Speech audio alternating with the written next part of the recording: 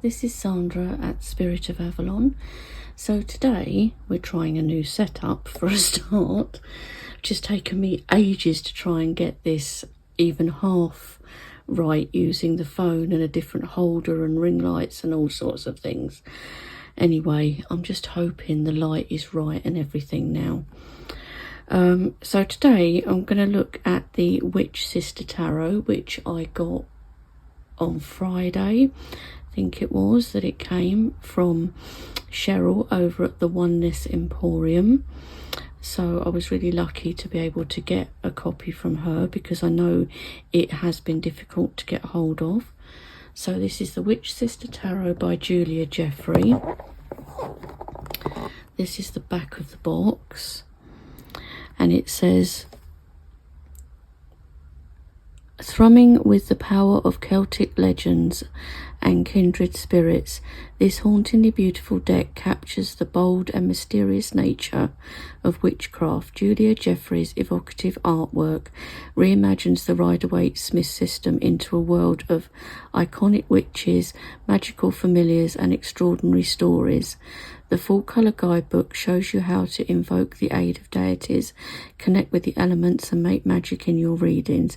Each card inspires a profound sense of chosen family through which you'll find boundless wisdom and your sisters in tarot. So, and it's a lovely box. It's Llewellyn. So obviously I have taken all the packaging off already. So this is the book, which we'll have a look at in a minute, and then the cards are in here. Now, my box was a little bit damaged, which it's fine. It's only the inside, it's just torn a little bit there, but you know, these boxes, that's going to happen. It's not a big deal at all, because probably I will put this deck into a bag anyway. So that is the box. Obviously it's magnetic closure. So the book is the nice big guidebooks that you get with Llewellyn, with full colour pictures for each of the cards, even the minors, and like a page. You get a page, I think it is, for the minors. Don't know if it's more.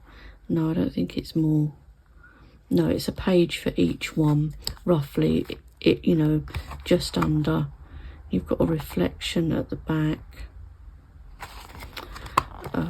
In the very front, we've got this lovely image here, creator of the Witch Sister Tarot. This tells you a bit about the creator. Other tarots and decks by Julia Jeffrey, and I have Tarot of the Hidden Realm. Tarot of the Hidden Realm was the only deck where or one of the only decks where I've held it and it's actually vibrated in my hand. Acknowledgements, and then we go into the contents, which are here. So introduction, part 1 beginnings, part 2 the gathering, and part 3 take flight. So that spreads and making magic. Part 2 is the major minor arcana, trees, waters, skies and stones. And chapter the beginning is the tarot origins, first steps, etc. So the introduction's quite long, and we've got tarot origins, first steps, how to do a reading, choosing the cards, the gathering, so the major arcana. So some of the names have been changed in this, and the suits have also been renamed. So yeah, so that is, how many pages is this? 199 pages. So really nice book. That's the back. So I'm definitely going to be getting into that, reading that. Then we have the cards. So this is the backs of the cards, which I do really like. I did think about possibly edging them in like a salmon pink, but we'll see. So let's have a look. If I can bring you down any more.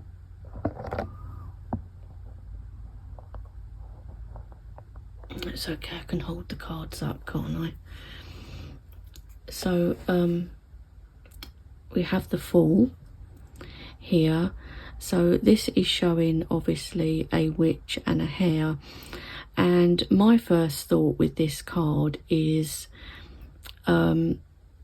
witches are said to be able to shapeshift into hares and other creatures. Hares is a popular one, and this is what this made me think of, but they're going forward somewhere where maybe they can't see, or maybe the hare is her companion in this case, or her familiar, or is it showing her transforming into a hare? Possibly not in this case, but it did make me think of that. So that is the Fool. Then we have the Magician. I love this for the Magician. Just look at his eyes as well. It's so cool, the eyes on this. But it's like a kind of, it's majestic, but gentle look. And for me, although it says this deck is RWS based, which it is, I think I might be reading this a little bit differently to normal RWS decks. I think this is going to be more of an intuitive reader for me, or, you know, what I see when I look at the cards. And, you know, everyone can interpret cards any way they like. This one is called Nick Neven, I think. Look how cool that image is. So good. Then we've got the Queen of Elfame. So she's like an elfin queen. So she's like the Fae. Love that. I love the like branches and stuff in her hair. But this deck, these pictures just speak to me like I could. I mean, literally, I'm sitting here, guys, and no joke, I've got goosebumps all over me with this deck. Love this for the Emperor, the Tree of Life. And look how that part looks like a heart, the heart of the tree. It's so lovely. I could just sit here for ages looking at these. And 5, which is normally our Hierophant, is the Tradition. And look at her. Maybe she's teaching all of these people, or are they ancestors, or are they people you know, that are coming after her? Are they,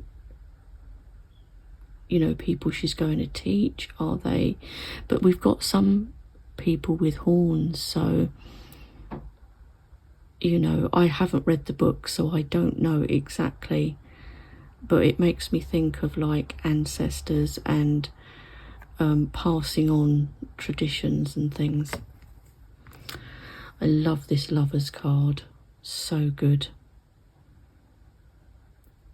Love that. And look how her hair is kind of grey, so she's not like young, I don't think, even though facially she looks quite young. And I love Julia Jeffrey's artwork. Now this one is Flight, which would normally be the Chariot. Now this I would interpret as her shape-shifting, because she's so, it's almost like the bird is intermingled with her, and she's going to take flight with the rest of these crows or ravens, because shape-shifting, you know, was always a thing associated with witches and witchcraft. And I think there are a few cards like that in this deck. Now, Strength. So we've got he almost looks like a wildcat, doesn't he, this one? And we've got the witch with him, so he might be like a familiar, and it's almost like he's protecting her, because this is what this reminds. Now, I've got a ginger and white cat, Merlin, and he's a nightmare with a lot of people. He will go for them. He's not vicious really in himself, but I have to handle him at the vets, because even the veterinary nurses can't handle him. He will only handle for the vet if I handle him.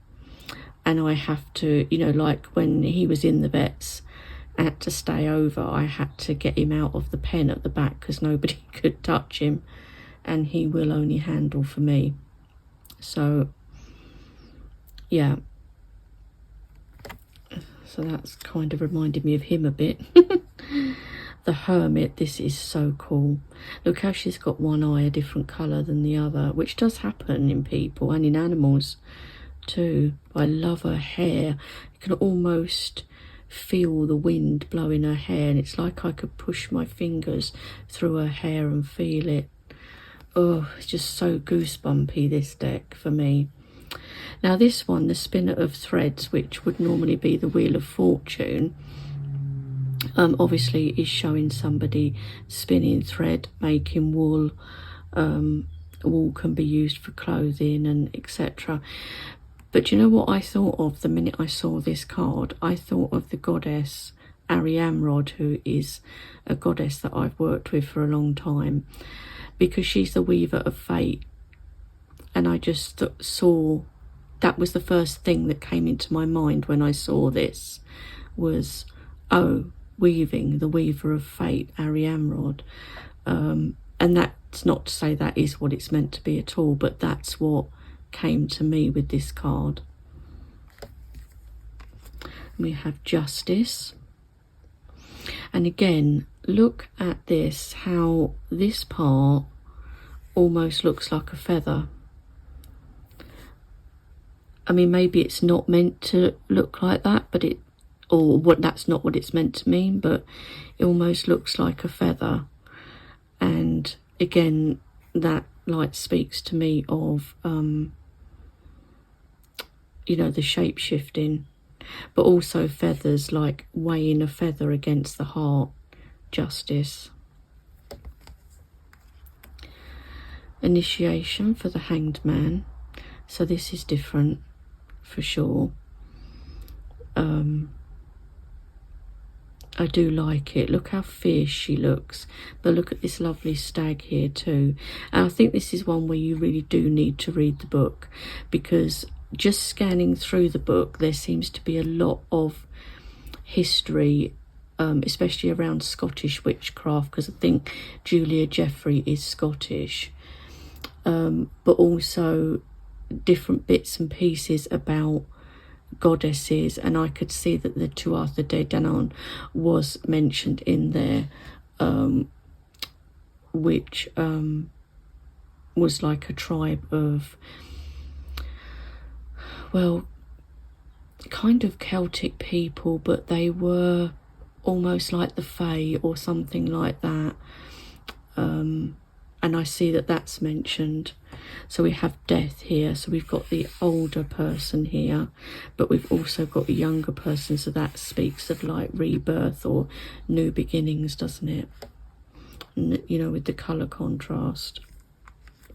Flow, so this would be Temperance, wouldn't it? So this is nice with this child here, and look how she's doing the spiral like the labyrinth. This I love, absolutely love this. This is the Devil, Lord of the Forest.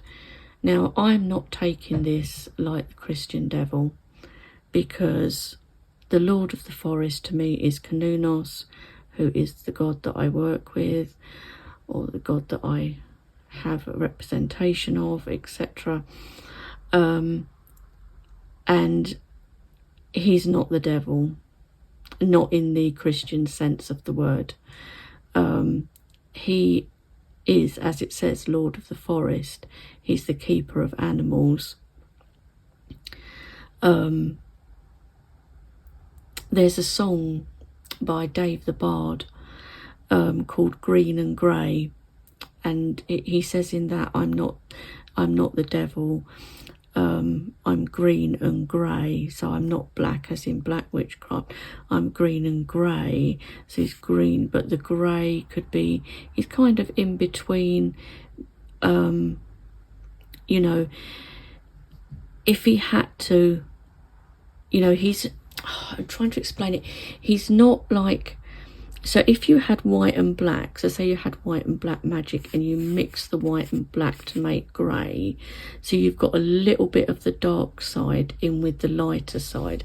That's like him, the Lord of the Forest, because he's going to defend his forest, he's going to defend those animals. So he's not going to be completely like love and light and things like that. But to me, he's not the Christian idea of the devil either. So I absolutely love this depiction. This just speaks to me. I would love this as an actual print. Anyway, I've talked enough about that waffling. So the tower, elf stroke. So this is obviously a bolt of lightning that has hit this elfish woman here, and obviously caused damage. Then we have ancient starlight for the star. I love how there's quite a few older women represented in this, and look at her stang there with the deer antler on the end. I love that. For the moon, we have Moonchild. Very cool. The sun.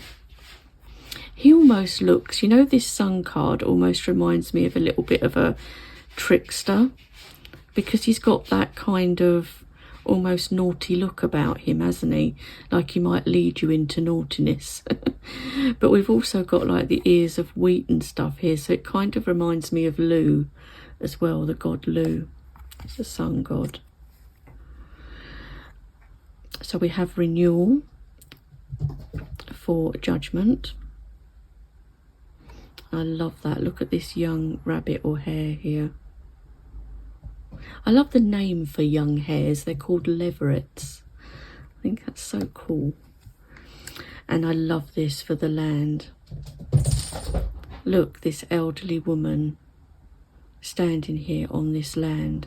It's like land as old as time. She's almost as old as time. Ooh, just tingles. Okay, so then we have the Ace of Trees. I think this is wands. I think it is.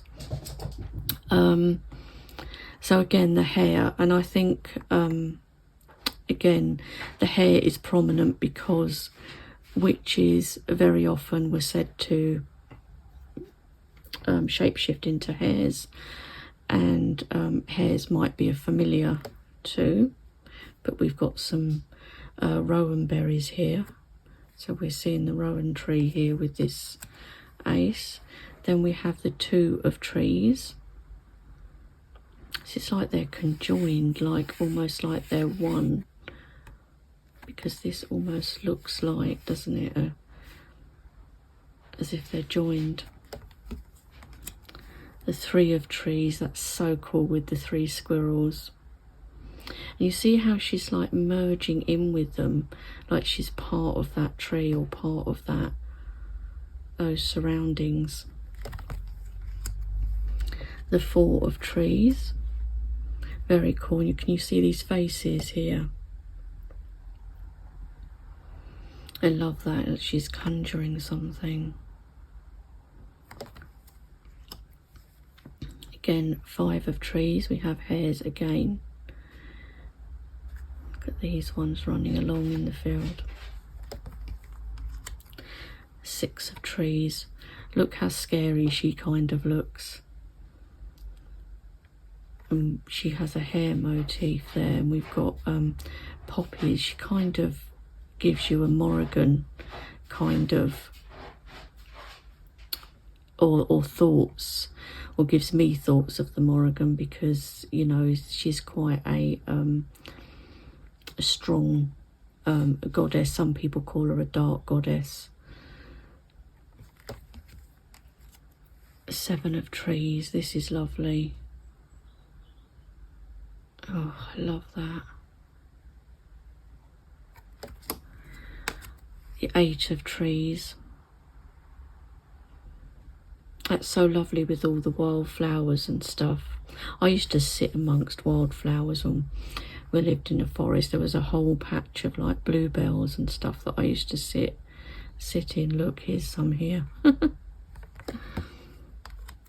Nine of Trees. Powerful image again. Oh, look at this 10 of Trees, so good. And we've got deer in the background here.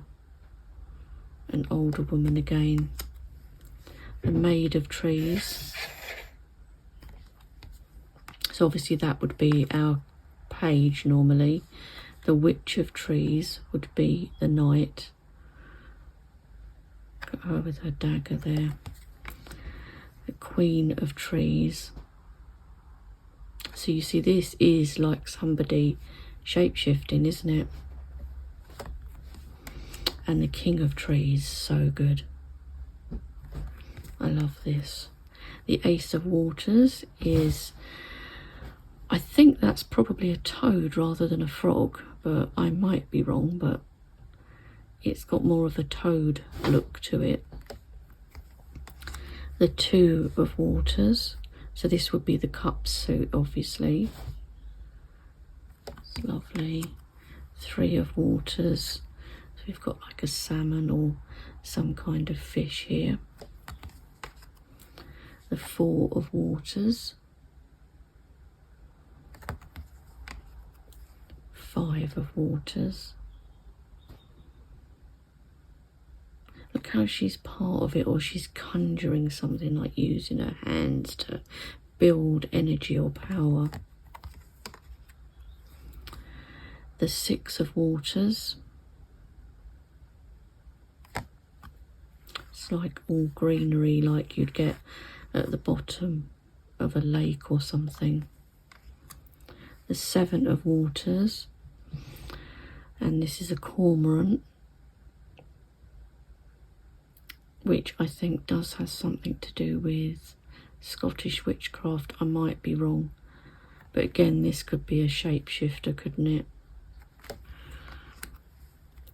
And the Eight of Waters. Look at the seals. Maybe she's like a Selkie.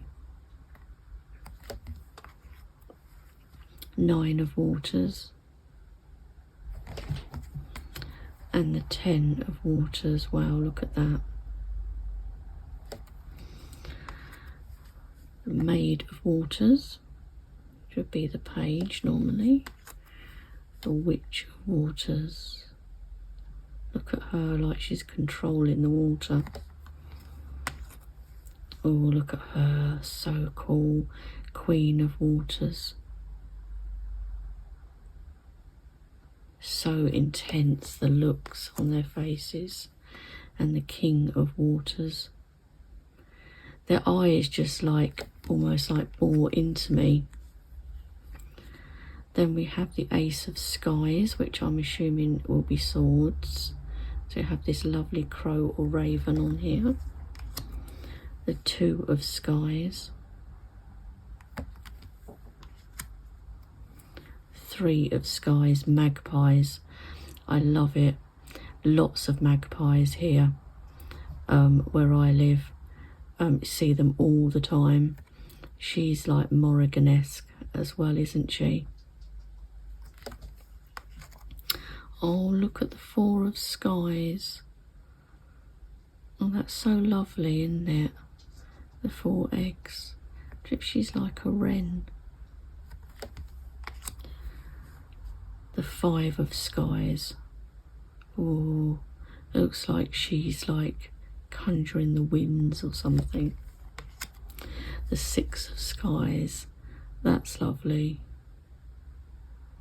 I think those are moths. The Seven of Skies. The Eight of Skies, which is the picture on the front of the box. The Nine of Skies. And look, we've got like an owl here. See, again, this just screams like shape-shifting to me. Ten of Skies. And again, look, it's like wings. The Maid of Skies. The Witch of Skies, which I think is very cool because that looks a bit like a dragon on her back. And look at these wings. So cool. The Queen of Skies is very cool. I love that. And the King of Skies. You can see the wings here too. It's so good. I'm glad we've got some men in the deck too. So Ace of Stones, I'm assuming this would be Pentacles. So we have this snake here. We have the Two of Stones. Three of Stones. Foxgloves.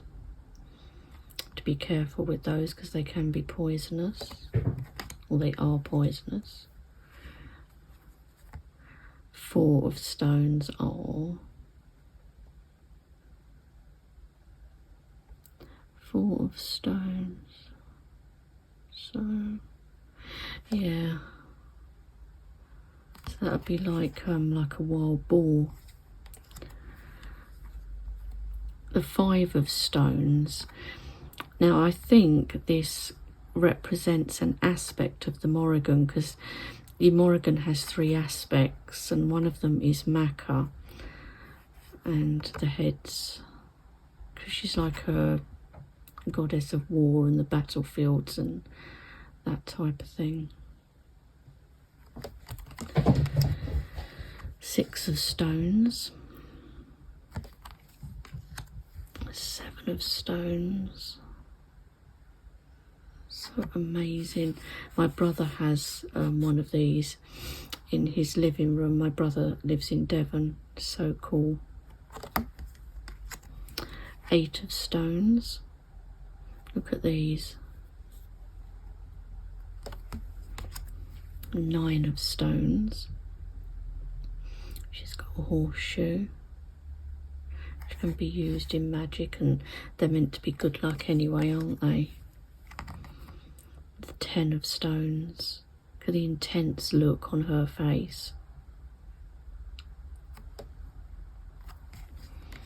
The Maid of Stones. So here we've got a hagstone too. It's a stone with a hole that goes right the way through, which I have a few of. The Witch of Stones. Look at her hands. The Queen of Stones. And then we have the King of Stones. This deck is so good, guys. It's literally, I've got like goosebumps with this deck. It's almost the same as the Tarot of the Hidden Realm, where I actually felt, you know, it felt like it was vibrating. With this one, it's just like goosebumps all over.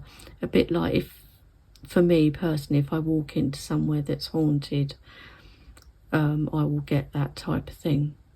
And it's the same feeling with this deck, even though it's not haunted obviously, but it's that type of feeling. And whether it's because, you know, she's talking about Scottish witchcraft, and, you know, there's such a thing as hereditary witchcraft, and or being a hereditary witch, and my great grandmother was a witch, so I guess I'm an hereditary witch on my dad's side, because it was his grandmother who was like that. She lived in a little cottage with a well where they got their water from, and the cottage was an odd shape, and it was called the Threepenny Bit Cottage, which is like an old coin from a long time ago that had lots of sides, and that's how the cottage was. So it was very cool, and I can just about remember her, and I remember her being slightly scary. I used to be a little bit scared of her, but yeah. But anyway, guys, that is the full deck. So that is the Witch Sister Tarot by Julia Jeffrey. I can't wait to start reading this. Take flight with your witch sisters, because this deck is just connecting so much with me. It's just so much. I mean, I always say that the Tarot of the Enchanted Forest, or Enchanted Forest Tarot, I always get it round the wrong way, is a soul deck. But if you could have two soul decks, this would be the other one. I'm certain of it, because the feeling I get from this is just amazing. I don't get that with other decks usually. So anyway, I hope everyone enjoyed watching this. I hope you're all doing well, and I will talk to you all again soon. Bye for now.